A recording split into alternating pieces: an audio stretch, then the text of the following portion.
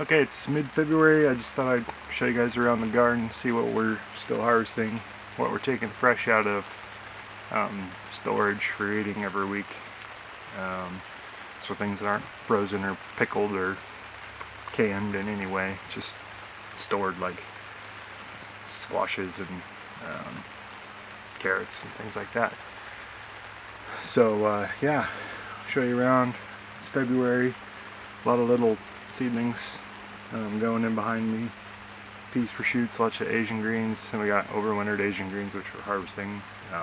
And actually, there's a lot of everything. I don't know how many varieties there are, but definitely have a pretty well balanced diet right now. So I'll show you around and get back with you after the video with everything laid out.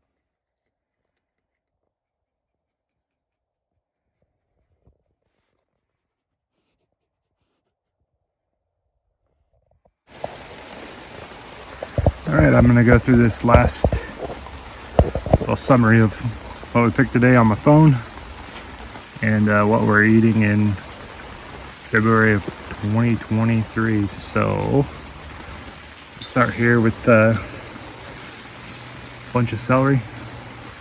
This has been really nice. It's been pleasant to have celery whenever we want, basically since August, and now it's February. And there's no doubt that it'll last till April when it starts to go to seed, so that's pretty cool. Let's see, we got kale. We got like 3 or 4 different kinds of kale here. It's scarlet kale, is this purple one. It's my favorite. And then there's the dazzling blue and the dino kale, and that might be it in this, actually, in this bunch. Radicchio. That's new to me this year. That's pretty good. These giant red mustard greens. I've grown these a lot before. Finally starting to figure out how to eat these, you know, when you have an abundance of them.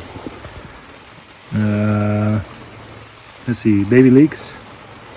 These are pretty good right now. Yeah, we've been enjoying these. They're really good, just like fried up or thrown on the barbecue for a few minutes. This is my bowl of lettuce greens, basically. So there's some escarole, spinach, kale, lettuce, a couple different kinds of lettuce in here. It's a pretty good variety of things. And this is some vibrant mustard greens. I think that's a Baker Creek variety. Some choys. These choys are pretty good. We like those. These heads of frisee we've been eating all winter. And they're good. You know, they're not bitter by any means. And just more of your standard radicchios. These things got small, but I grew them under the broccoli, the purple broccoli. So they didn't really have a huge chance to head up, so that's cool. Then some nice head of winter Savoy cabbage. Been enjoying these. I had enough cabbage to make it through the winter. chickens got out and ate it all. So that's my last cabbage right now. I should have 7 or 8 more, but the chickens got the best of it this year. So this is cool. This is my first ever purple broccoli sprouting broccoli. I got like a bunch of it out there, so that'll be nice this winter.